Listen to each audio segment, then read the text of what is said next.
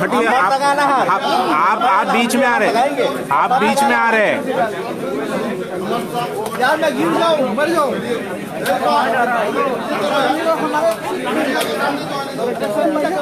हाँ, 2 मिनट। आवाज आ रही है।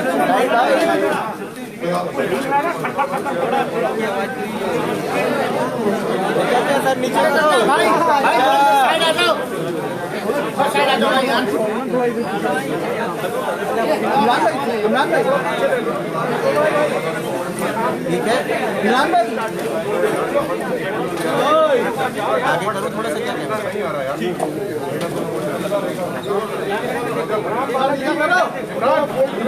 इमरान भाई बैठ जाइए, इमरान भाई कहाँ बैठ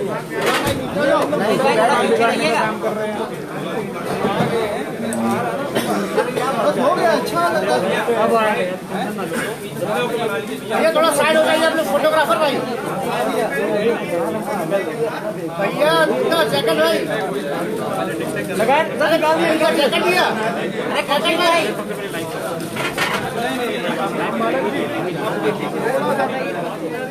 आवाज नहीं आ रही। माइक तोड़ते जा रहे हो बाबूजी, माइक टूटता जा रहा है वहाँ पर। थोड़ा साइड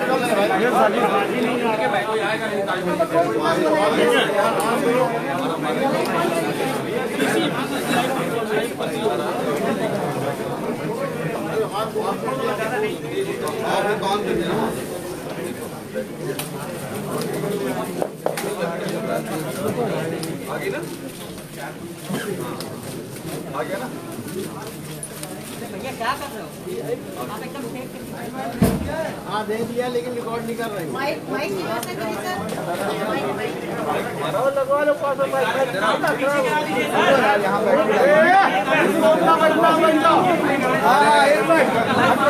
भैया इमरान इमरान इमरान थोड़ा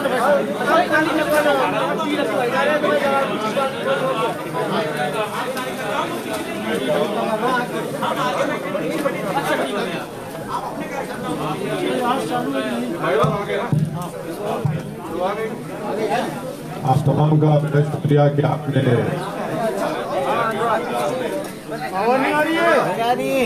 कीमती वक्त निकाल कर एक मिनट भैया फोन थोड़ा सा साइड कर लीजिए।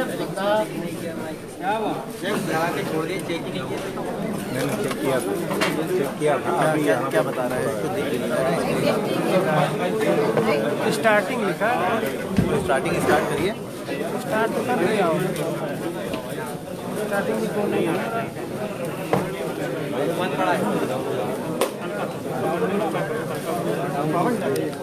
जाइए देखिए उधर जाके, यार माइक उधर से बंद पावर लगाइए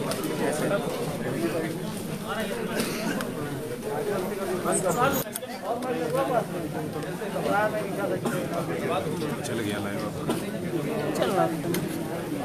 स्टार्टिंग आपका नेटवर्क जा रहा है।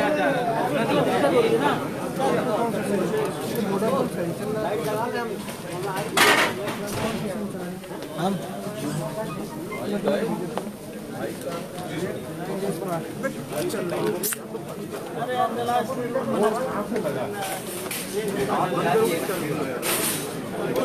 भाई थोड़ा फोन थोड़ा साइड कर भैया, थोड़ा छोड़ा दिए। क्या चीज क्या हो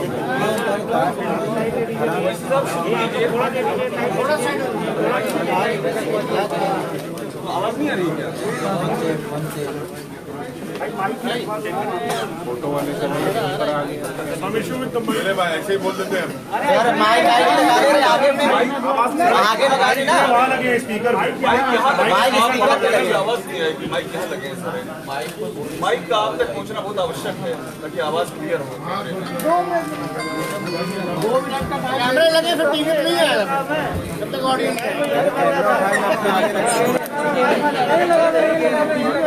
माइक रखो, माइक ऊपर रखो। अरे वो नहीं हो पाएगा, नहीं माइक वहाँ रखो भाई साहब, हो जाएगा। सारे माइक वहाँ रखो। हाँ मैं माइक वहीं रखवा दूँ। माइक उठाइए माइक वहाँ रखेंगे तो फिर सारा हिल जाएगा सिस्टम।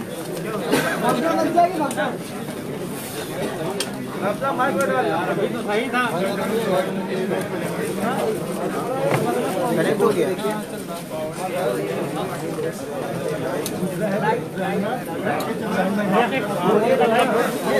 माइक किसके पास? भाई माइक पूछा दो सबको। दादा हटिए हटिए। माइक आगे रखवा दीजिए। ये सारे लोग यहाँ खड़े आ गए। अरे रखो।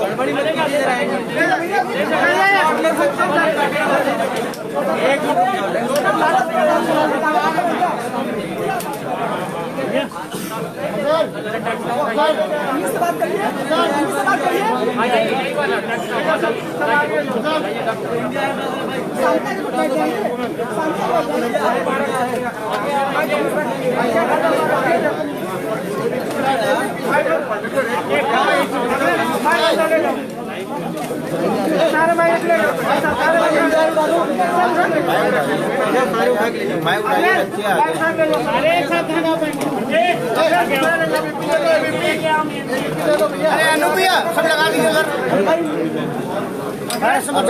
अलग अलग भैया वायर आया है बहुत छीछा लेदर हो जाएगी जिसका पहुंच जा रहा है पहुंच जा रहा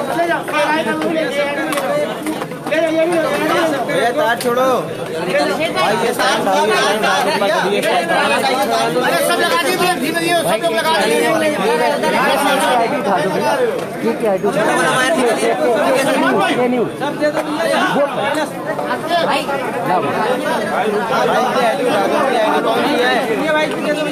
भाई पीटी उठा दो अरे भैया लो बाहर जाएगा आगे आगे भाई थोड़ा आगे बढ़ो थोड़ा आगे एक ना हो गया भैया हटाओगे अरे एक मिनट अरे आगे आओ तुम आगे आओ भैया थोड़ा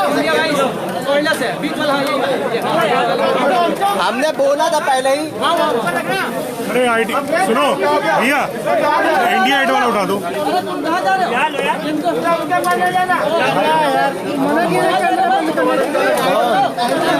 कौन मना किया? अरे यहाँ वाली उठाओ। एक सेकंड रुको भाई, आईटी छोटू पड़ रही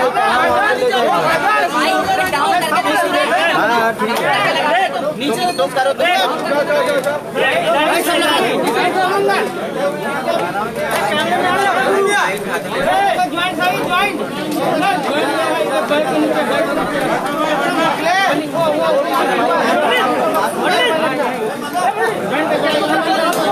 इसको नीचे करो भैया, आईडी नहीं देगा।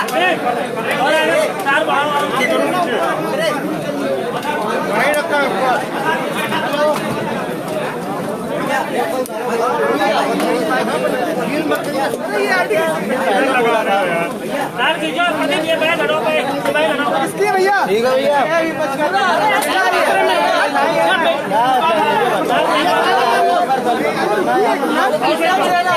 किसकी आईडी है भैया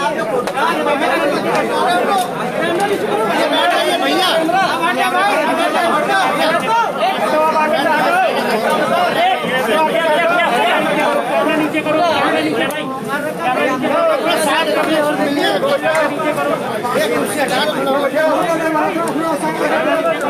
भाई थोड़ा साइड हो जाओ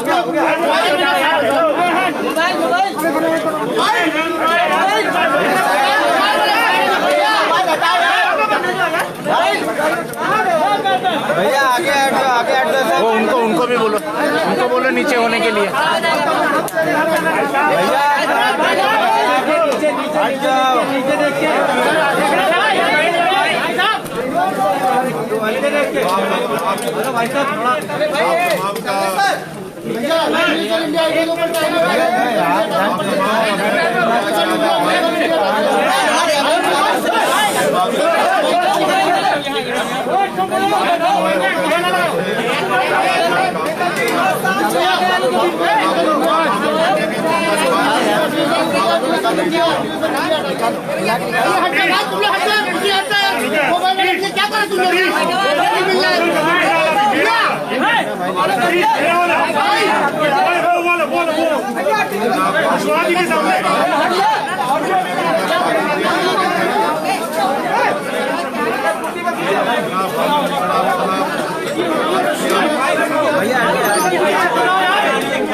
अरे यहाँ चुप रहोगे।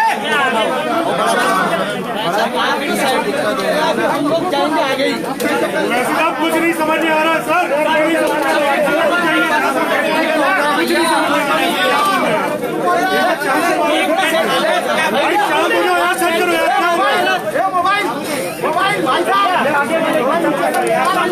हो गया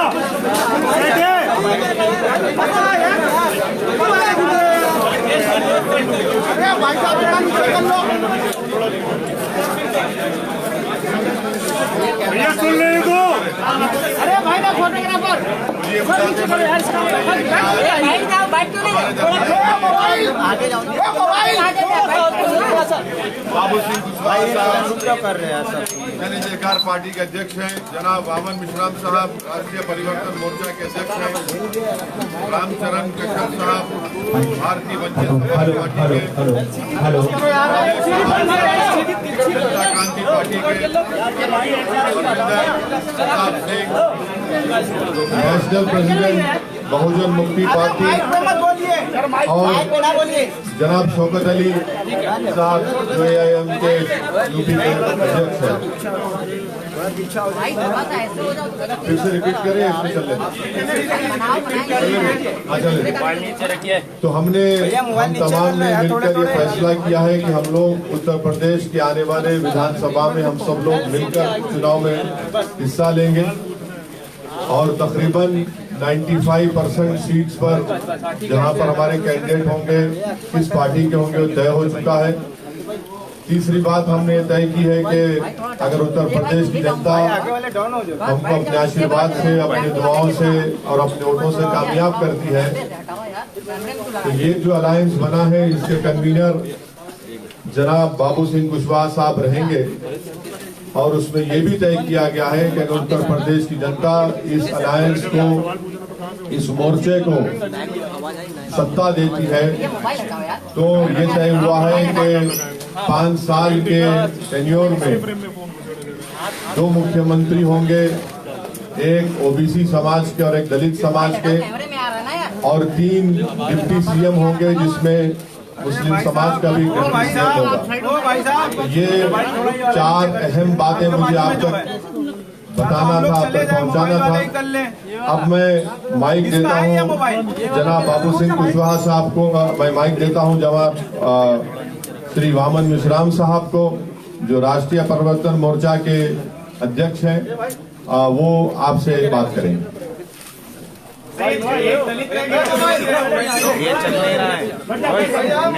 साथियों, पत्रकार साथियों, आपको पूछने के लिए अवसर है। अभी हम अपनी बात आपके सामने रखते हैं, उसके बाद सवाल जवाब होगा। मैं केवल एक बात कहना चाहता हूं कि ये सारा गठबंधन जो है हम लोगों ने मिलकर किया। इसमें अभी जो महत्वपूर्ण 5 पार्टियां हैं और उसके साथ साथ और भी दल इसमें आ सकते हैं, इसके लिए अभी दरवाजे बंद नहीं है। तो एक तो ये बात है। दूसरी बात मैं कहना चाहता हूँ कि इस गठबंधन के ऐलान होने के बाद बीजेपी और समाजवादी के बीच में जो लड़ाई हो रही है, अब बीजेपी और समाजवादी के बीच में लड़ाई नहीं होगी, बीजेपी और हमारे भागीदारी परिवर्तन मोर्चा के बीच में लड़ाई होगी। अब समाजवादी गठबंधन तीसरे नंबर पर चला जाएगा। आप सभी साथियों को नमस्कार। साथियों, अभी जनाब ओवैसी साहब ने और वामन मिश्राम साहब ने जो हम लोगों ने भागीदारी संकल्प मोर्चा भागीदारी परिवर्तन मोर्चा बनाया, उसके बारे में आपको जानकारी दी। हम लोगों ने 5 पार्टियों ने मिल करके अभी ये भागीदारी परिवर्तन मोर्चा बनाया है। इसमें ओवैसी साहब की पार्टी है, हमारी जन अधिकार पार्टी है, बावन मेश्राम साहब का परिवर्तन मोर्चे की तरफ से है और बहुजन मुक्ति मोर्चा के साथी हमारे बैठे हुए बहुजन मुक्ति पार्टी के और भारतीय वंचित समाज पार्टी के आदरणीय रामकरण कश्यप जी है और जनता क्रांति पार्टी के अनिल चौहान जी हैं, कमलेश चौहान जी हैं। इन लोगों ने मिल करके हम लोगों ने अभी इस मोर्चे को बनाया है और कुछ साथी और हमसे संपर्क में हैं, तो वो जल्दी हो 1-2 दिन में उनसे बात करके जो साथी हमसे जुड़ना चाहेंगे उनको हम अपने साथ जोड़ेंगे। हमारे जो मोर्चे का लक्ष्य है, जिस विचारधारा के साथ हम लोग चल रहे हैं, हम बाबा साहब अम्बेडकर को मानने वाले लोग हैं, संविधान को मानने वाले लोग हैं। हमारी वही विचारधारा है जो संविधान की चाहत है, जो संविधान की मंशा है। हम संविधान वादी लोग हैं। हमारा पहला नारा है कि जिसकी जितनी संख्या भारी उसकी उतनी हिस्सेदारी। हम लोग जाति जनगणना कराने के पक्ष में हैं। एक समान शिक्षा पद्धति, निःशुल्क शिक्षा और अनिवार्य शिक्षा।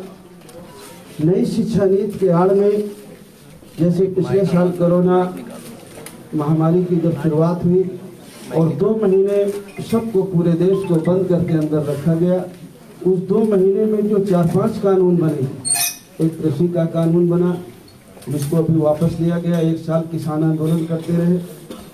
उसी तरह कृषि के बाद बिजली का कानून बना, लेबर एक्ट बना और नई शिक्षा नीति भी बनी।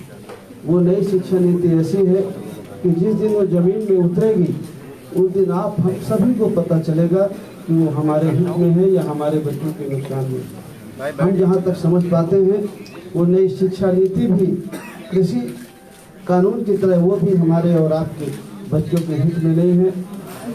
पिछड़ों का जो रिजर्वेशन रोका गया उसको शुरू किया, लेकिन पूरी तरह नहीं शुरू किया, वो शुरू होना चाहिए। निजी क्षेत्रों में भी ST, ST, OBC का रिजर्वेशन लागू करने के पक्ष में हैं हम लोग। और जो अभी किसान की जो फसल खरीदी जाती है उसके लिए जो उनकी मांग थी कि सरकार एक गारंटी कानून बनाए कि उससे कम में खरीद ना हो। हम चाहते हैं कि अगर इस देश प्रदेश की महान जनता हम लोग उत्तर प्रदेश में भागीदारी परिवर्तन मोर्चा को अगर अपना सहयोग और पक्ष देती है तो हमें चाहेंगे कि उनकी उपज का सही मूल्य मिले, अच्छा मूल्य मिले, तो मूल्य की उनकी गारंटी दी जाए। किसानों को खाद बीज सस्ता हो, सिंचाई किसानों के लिए फ्री हो, घरेलू बिजली गरीब और कमजोर की फ्री हो, किसानों के गन्ने का भुगतान हो, छोटे दुकानदार जो मझोले दुकानदार हैं और किसान हैं उनके जो कर्जे हैं वो माफ़ किए जाएं। कानून व्यवस्था की बहुत बड़ी बात है उत्तर प्रदेश में, चाहे वो समाजवादी पार्टी का शासन रहा हो, चाहे आज भारतीय जनता पार्टी का शासन हो, कानून व्यवस्था की स्थिति बहुत खराब है, बहुत दयनीय है। तो हम लोगों की चाहत है कि कानून व्यवस्था अगर इस प्रदेश की जनता हमारे मोर्चे को सफलता देती है तो हमारी पहली प्राथमिकता होगी कि इस प्रदेश की कानून व्यवस्था सही की जाए, हमारी बहन बेटियों को सुरक्षा मिले, अन्य पिछड़े वर्गों को SC, ST को, माइनॉरिटी के जो गरीब बच्चे हैं उनको जो स्कॉलरशिप है वो मिले। पुरानी पेंशन बहाली का एक मामला आया है। कुछ लोगों ने कहा है कि हम पुरानी पेंशन बहाल करेंगे, लेकिन इस बारे में मैं एक बात कहना चाहता हूँ। जब इस देश के प्रधानमंत्री माननीय अटल बिहारी वाजपेयी जी थे, उन्होंने पुरानी पेंशन को बंद कर दिया था। अब पेंशन नहीं दी जाएगी ऐसा उन्होंने कानून बनाया था। उस समय प्रदेश में समाजवादी पार्टी की सरकार थी और सबसे पहले अगर उस कानून को किसी ने माना तो उत्तर प्रदेश की सरकार ने माना। पिछली बार 5 साल समाजवादी पार्टी की सरकार रही, उन्होंने पुरानी पेंशन बहाल नहीं की। अभी भी बंगाल में पुरानी पेंशन लागू है। बहुत सारे प्रदेशों ने धीरे धीरे करके उस पेंशन को खत्म किया, लेकिन सबसे पहले अगर खत्म किया तो उत्तर प्रदेश की समाजवादी पार्टी ने खत्म किया। आज वो जरूर कहते हैं कि पुरानी पेंशन वो बहाल करेंगे, लेकिन वो करेंगे या नहीं करेंगे, लेकिन अगर इस मोर्चे को लोग सहयोग देते हैं, बहुमत देते हैं, तो ये मोर्चा जरूर पुरानी पेंशन को बहाल करेगा। ऐसी कुछ मुद्दों के साथ हम लोग चुनाव में जा रहे हैं। हमारे सीटों के बंटवारे में कोई विवाद नहीं है। लगभग 90-95% सीटों पर हम लोगों ने काम कर लिया है। कुछ लिस्टें हमारी जारी भी हो गई हैं। आने वाले 2-3 दिन में हमारी सारी लिस्टें जारी हो जाएंगी। कुछ बातें आपको जानकारी में देना है। मुसलमानों का मुख्यमंत्री उत्तर प्रदेश में होना चाहिए, लेकिन आप जो मुख्यमंत्री बनाएंगे उसमें एक मुसलमान को नहीं बंद करते।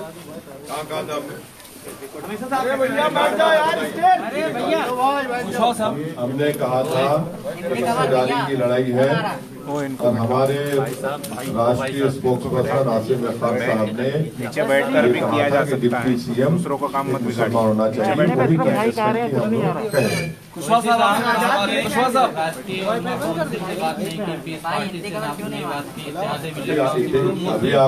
अभी आपने बाबा मिश्रा साहब से सुना कि दरवाजे खुले हैं, कहिए वक्त इंतजार मालूम है। अन्य पार्टियां आ रही है, उसमें वीआईपी भी आपके साथ ही है सर?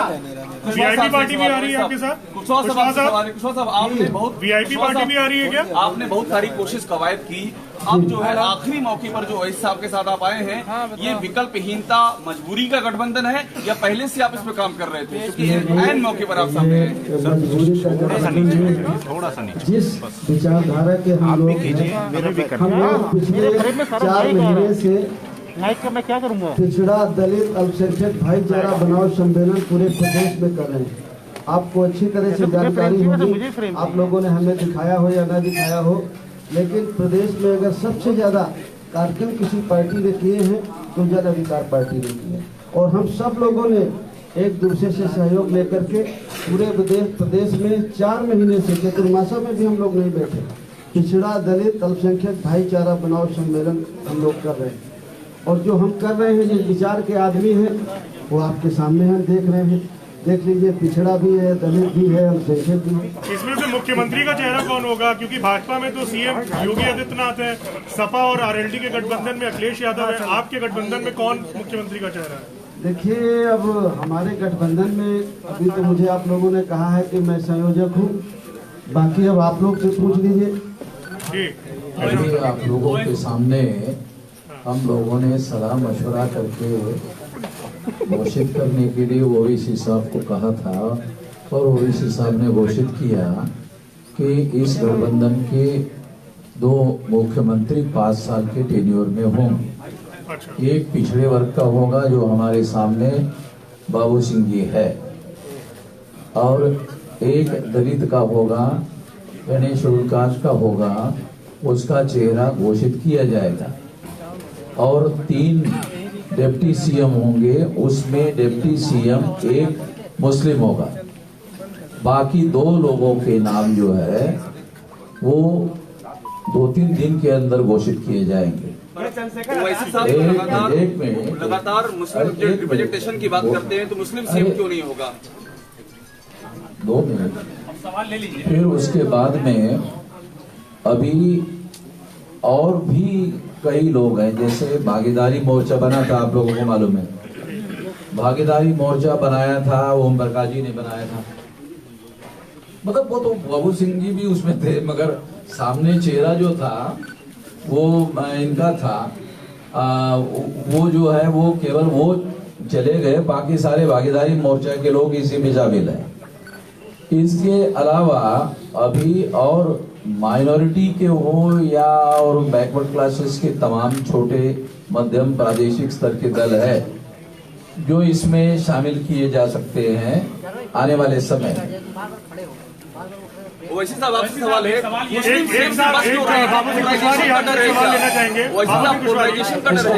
मुझे पूछना है, एक सवाल आपसे लेना चाहेंगे। सवाल है जी जी जी जी एक सवाल ये है कि स्वामी प्रसाद मौर्य ने अभी एक बड़ा ही मन से भी घोषणा की, जिसके साथ हम जाते हैं वहां पे सरकार बनती है, उसकी हम सरकार बनाते हैं। मतलब उन्होंने अपने आप को किंग मेकर घोषित कर दिया है चुनाव से पहले। आपको इसके क्या मायने दिखाई देते हैं? क्या आपको लगता है कि उनकी बात में दम है? अगर वो कह रहे होंगे तो होंगे, अब उसमें हम क्या कह सकते हैं।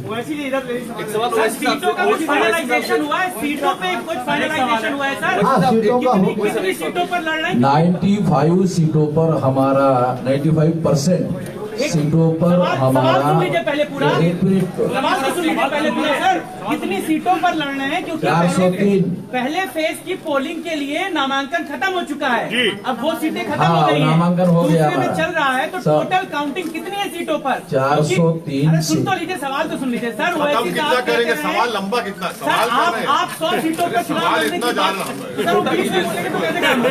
सवाल समझ गया। आप 100 सीटों पर चुनाव लड़ने की बात कहते रहे, इसलिए पूछ रहा हूँ। हो गया। जी जी जी बताइए। क्या और कुछ बोलना है? 403 सीटों पर हमारा गठबंधन चुनाव लड़ेगा, पहली बात। उसमें से 95 सीटों पर हम लोगों का कंसेंसस हो गया है, 95% सीटों पर, ठीक है। 5% सीटों पर 3 दिन के अंदर नाम के साथ लिस्ट घोषित की जाएगी, ये बात है। अभी ओबीसी साहब, ओवैसी साहब आपने 100 सीटों की बात नहीं की, आपकी अपनी सीटें बढ़ा रहे हैं अपने भागीदारी मोर्चे में। वैसे साहब देखिए, पंडित और लोग भी हैं, पंडित और लोग भी हैं।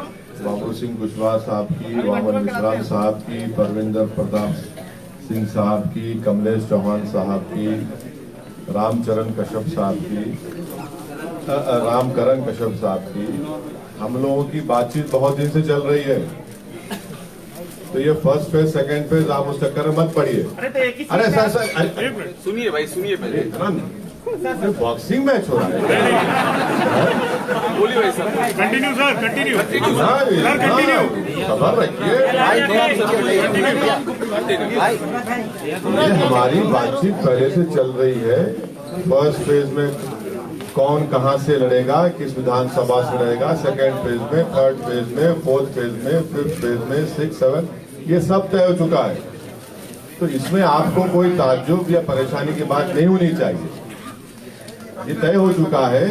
अभी वामन मिश्राम साहब ने और हमारे कन्वीनर साहब ने कहा कि 95% सीटों पर पूरा तय हो चुका है कौन कहां से लड़ेगा। ओवैसी साहब एक सवाल इधर से ले लीजिए कि एक बात है कि हम कहीं नहीं जा रहे। ओवैसी साहब एक सवाल मेरा है कि आपने कहा कि दलित सीएम और आपने कहा ओवैसी सीएम, सवाल ये मुस्लिम सीएम क्यों नहीं पहला, और दूसरा क्या चंद्रशेखर को भी साथ में ले रहे हैं क्या? ये 2 सवाल एक साथ है आपके लिए। नहीं, अब ये अभी आपके सामने अरे नहीं ओवैसी साहब, चंद्रशेखर के बारे में, चंद्रशेखर का हमको टेलीफोन आ रहा भाई, ओवैसी साहब सवाल बोला। चंद्रशेखर का हमको टेलीफोन आ रहा है तो हम बता देते हैं। चंद्रशेखर का हमको टेलीफोन आ रहा है, बार बार टेलीफोन आ रहा है, तो बात हुई है। तो वो जो हमने पहले कहा ना हमको कि दरवाजे खुले हैं, तो फिर वो बातें होंगी ना। टेलीफोन आ रहा है आपको। ओवैसी साहब एक सवाल आपसे, तौकीर रजा साहब ने, एक सवाल ले लें, एक सवाल सर, तौकीर रजा साहब ने अभी कांग्रेस पार्टी को समर्थन दिया है। नहीं, मुझे कुछ नहीं सर, एक सवाल, तौकीर रजा साहब ने अभी कांग्रेस को समर्थन दिया है। उन्होंने बोला है कि ओवैसी साहब को क्योंकि पूरे माहौल को देखते हुए और बीजेपी को क्योंकि हराना है, इसलिए उन्हें इन चुनाव से दूर रहना चाहिए, उत्तर प्रदेश के चुनाव से दूर रहना चाहिए, ऐसा वो कह रहे हैं। कुर्बानी देनी चाहिए आपको। उनकी राय हो सकती मेरा सवाल ये है, बोली विशाल। मेरा सवाल ये है कि कल प्रियंका गांधी वाड्रा ने जब प्रेस कॉन्फ्रेंस की तो उन्होंने कहा कि पोस्ट पोल अलायंस के लिए कांग्रेस के दरवाजे हैं वो खुले हुए हैं, और जब मुख्यमंत्री के बारे में पूछा गया तो उनका कहना था कि मुझसे ज्यादा बेहतर चेहरा आपको उत्तर प्रदेश में क्या नजर आता है? और ये भी कहा कि जरूरत पड़ेगी तो समाजवादी पार्टी को दे सकते हैं समर्थन। मैं कांग्रेस तरफ से कुछ नहीं बोल सकता। सज्जाद नमाजी साहब ने आपको no comment, no comment, no comment, no comment. Owaisi साहब मेरा सवाल, सपा कहती है कि 10 मार्च को भारतीय जनता पार्टी कहती है इस बार 325 प्लस। आप बताइए कि उत्तर प्रदेश के चुनाव में क्या होने जा रहा है? आपका गठबंधन कहाँ खड़ा होगा? क्या तीसरे स्टेज की लड़ाई के लिए ये लड़ाई है? देखिए, ये जो लड़ाई है, ये पूरे कमजोर लोग मिलकर एक ताकत बन रहे हैं, और ये 99% वर्सेस 1% की लड़ाई है। जो 99% है और 1% संघ है, ये उसकी लड़ाई है। वैसा एक साथ आपने पहले कहा था 100 सीटों पर लड़ेंगे, आप कह रहे हैं हाँ, अरे आप लिस्ट देखते जाइए ना। नहीं तो 403 पे अब बात अरे हो रही है तो 150 पे लड़ेंगे, हमारे 200 पे अरे लड़ेंगे। पूरे नंबर आ जाएंगे, आप पूरे नंबर आ जाएंगे आपके पास। क्यों आप फिक्र मत रहिए, मुतमईन रहिए। मुस्लिम सीएम के इशू पर आप कुछ बता नहीं रहे हैं कि वो क्यों नहीं? पश्चिम में बड़ी दावेदारी आप ही की यार रहेगी। सवाल हो जाता है पूरा। सुनिए, ये बात तय हो चुकी है, जिसका जिक्र अभी हमारे कन्वीनर साहब बाबू सिंह कुशवाहा साहब ने कहा, वामन मिश्रा साहब ने कहा, उसी पर हम कायम हैं। सर आजम खां की रिहाई के हवाले से आजम खां की रिहाई के हवाले से आप आवाज बुलंद किए हैं। अब्दुल्ला आजम ने कहा है कि अगर हमारे सच्चे हमदर्द हैं तो उनको उनकी वजह से जो सियासी नुकसान हो रहा है उस पे देखना चाहिए। तो उनको अपना नुकसान किससे हुआ वो पहले समझ लें। उनको किससे नुकसान हुआ वो उस बात को समझ लें। ना, नो, नहीं है, बिल्कुल नहीं है, सब क्लियर है। लेकिन पश्चिमी उत्तर प्रदेश में आरएलडी और सपा के ऐसे कैंडिडेट्स हैं जो कि सपा के भी नामांकन हो रहा है और आरएलडी का भी नामांकन हो रहा है। क्या सिर्फ फुटबॉल की शुरुआत नहीं हो गई है? अच्छी बात है ना, मुबारक हो उनको। मुबारक हो। बल्कि उनका हसनपुर का जो कैंडिडेट है माशाल्लाह से वो तो आरएसएस के हैं और उनकी फोटो भी आई है। और माशाल्लाह से जो लोनी के आरएलडी के कैंडिडेट हैं उनके ताल्लुक से कहा गया कि दिल्ली के नॉर्थ ईस्ट के राइट्स में भी उनका जिक्र खैर आ रहा है, वो बता दें वो भी। तो अब ये तो ऐसा है तो ये ठीक है, आ रहा है सामने, देखिए। बाबू सिंह कुशवाहा जी आपके पुराने साथी ओम प्रकाश राठौर कह रहे हैं कि उनकी पार्टी का नाम है जन अधिकार, लेकिन कोई उनका वो है नहीं इस समय, चाहे 403 पे लड़े कोई फर्क नहीं पड़ेगा। कोई बात नहीं, कह सकते हैं बड़े नेता हैं, हमें उनकी बात पर कुछ नहीं। बड़े नेता का डिफिनेशन इसमें क्या है कुशवाहा साहब? कुछ आप रहस्यमय चीज बता रहे हैं। कितने बड़े नेता हैं? देखिए और तो मैं सबसे बात करता हूँ, लेकिन अभिषेक जी से मैं बहुत डरता हूँ। मैं आप सबके बीच में कह रहा हूँ, अभी ये मुझे थोड़ी देर पहले पा गए थे तो मैं दौड़ के भागा, तब भी ये मुझे पकड़ लिए। तो देखिए अपने अपने आदमी के, हर आदमी के अपने दावे हैं, हर पार्टी के अपने दावे हैं, बीजेपी गठबंधन के अपने दावे हैं, बीएसपी के अपने दावे हैं, कांग्रेस के अपने दावे हैं, समाजवादी गठबंधन के अपने दावे हैं। सब अपने अपने कुछ भरोसे में, कुछ उनको जानकारी होगी तो कह रहे हैं। हम भी भरोसे के साथ कह रहे हैं कि हम भी पूरी मजबूती के साथ लड़ेंगे और किसी से कम नहीं लड़ेंगे और किसी से कम जीतेंगे। उनके साथ बात नहीं बनी। देखिए संपर्क राजनीति में जैसे 2-4 महीने पहले समाजवादी पार्टी से भी हुआ, कांग्रेस के भी लोगों से बातचीत होती है, बीजेपी के लोगों से भी बातचीत है। बातचीत का कोई मतलब ये नहीं है कि नहीं हमारा अलायंस हो रहा है। जो हमारा अलायंस हो रहा है, आज हम पिछले 3 महीने से हम लोग बातचीत कर रहे हैं और जो आपकी एक कंफ्यूजन है कि फर्स्ट फेज का नामांकन हो गया, हम लोगों की सहमति थी। हम लोगों ने नामांकन हमारे कैंडिडेटों ने किया है हर सीट में, कहीं आपने किया है, कहीं आपने किया है, कहीं आपने किया है, कहीं आपने किया है। तो सारे कैंडिडेट हैं और हमारी पूरी कोशिश है कि 403 में कोई सीट छूटे ना और हम लोग मिल करके 403 सीटों में पूरी मजबूती के साथ लड़ेंगे। अरे ओवैसी साहब 20 पार्टी को पूर्वांचल में आप लोग सपोर्ट कर रहे हैं। लेट नहीं हुआ, हम नहीं लेट हैं, हमारी पूरी तैयारी है। ओवैसी साहब 30 पार्टी को 30 पार्टी आज अखिलेश यादव ने आरोप लगाया है कि क्योंकि भाजपा में आज प्रचार बैन आज डिजिटल जो तैयारियां थी उनकी तैयारियां पहले से थी। क्या चुनाव आयोग के अधिकारियों ने बीजेपी को पहले से ही लीक कर दिया था कि डिजिटल प्रचार होना है? क्या आप मानते हैं कि अधिकारियों ने कुछ लीक की थी चुनाव आयोग की? और इसी से जुड़ा हुआ सवाल एक मिनट देखिए, पॉलिटिकल पार्टी का और पॉलिटिकल पार्टी का आपने भी नाम लिया, क्या समाजवादी पार्टी ने इलेक्शन कमीशन ऑफ इंडिया को लेकर लिखकर ये कहा कि फिजिकल रैलीज अलाउ की जाए? सिवाय हमारी पार्टी के किसी एक पॉलिटिकल पार्टी ने इलेक्शन कमीशन ऑफ इंडिया को लेटर नहीं लिखा। मैं शुक्रगुजार हूँ इलेक्शन कमीशन ऑफ इंडिया के चीफ इलेक्शन कमिश्नर का कि हमारी उनसे नोटिफिकेशन आने के 2 दिन के अंदर वो हमसे फोन पर बात किए। हमने उनसे रिक्वेस्ट किया कि सर आप कम से कम एक पॉलिटिकल पार्टी को एक विधानसभा में 500 लोगों के साथ फिजिकल रैली करने की इजाजत दीजिए, पूरा कोविड नॉर्म्स को फॉलो करते हुए। और फिर हमने यही बात को चीफ इलेक्शन कमिश्नर को लिखकर भी दिया। हमने कहा कि फ्री एंड फेयर इलेक्शन का मतलब यह है कि सबको एक लेवल प्लेइंग फील्ड मिले। तो आपको भी लिखकर देना चाहिए था, आपने क्यों लिखकर नहीं दिया? हमने तो लिखकर दिया है और हमको यकीन है कि इलेक्शन कमिश्नर उस पर गौर करेंगे और उस पर एक फैसला लेंगे। अब जब किसी पॉलिटिकल पार्टी को फिजिकल रैली की और पदयात्रा की परमिशन नहीं है तो फिर हमको जो कर सकते हम करना पड़ेगा ताकि हमारा मैसेज, हमारा पैगाम जनता तक पहुंच सके। शिवपाल सिंह संपर्क में क्या आप लोग? शिवपाल सिंह यादव से भी संपर्क में वही सब आप लोग नहीं है, मगर हमारे तालुका शिवपाल यादव साहब से पर्सनली है और रहेंगे। आज बीजेपी ने चुनावी रथ निकाला है करीब सैकड़ों, जिसमें पोस्टर लगे हैं, एलईडी लगी हुई है। आपके ने कहा कि चुनाव आचार संहिता का उल्लंघन है। अगर वो परमिशन नहीं लिए है ईसीआई से तो जाहिर एक्शन लेना चाहिए। अगर परमिशन लिए मुझे नहीं मालूम, लिए नहीं। सर, इलेक्शन कमीशन ने जिस तरीके से कहा कि वर्चुअल रैली होगी, ऐसे में छोटी पार्टियां जिनके पास संसाधन नहीं है उस लेवल पे, वो क्या अपने मतदाताओं तक अपनी बात पहुंचाएंगे? उसका तरीका क्या होगा? और क्या आप इलेक्शन कमीशन से फंड की का रिकमेंड करेंगे छोटी पार्टियां? इलेक्शन कमीशन से फंड करने का तो वो तो एक नया कानून बनाना पड़ेगा, वो अभी पॉसिबल नहीं है। मगर अब जो भी है जिस तरह से है उसको हमको देख के आगे बढ़ने की जरूरत है। सवाल ये है कि मुजफ्फरनगर में अगर कोई भी मुस्लिम कैंडिडेट नहीं है, क्या मुजफ्फरनगर दंगों में जो चीजें हुई थी उसको भरपाई करने की कोशिश की जा रही है ताकि मुस्लिम कैंडिडेट ना हो आपके सामने? मेरा मानना यह है कि एक बहुत ही सोफिस्टिकेटेड तरीके से वहां पर अल्पसंख्यक समाज के पॉलिटिकल वॉइस को दबाने की कोशिश होगी। ईवीएम से सर कैसे लड़ा जाएगा? ईवीएम का जो सवाल है उस पर क्या कहेंगे? आपको शक है? सभी को है, बहुत सारे लोगों को है जी। वामन देव साहब उठाते रहे ईवीएम का मुद्दा काफी। वामन देव साहब ने काफी उठाया।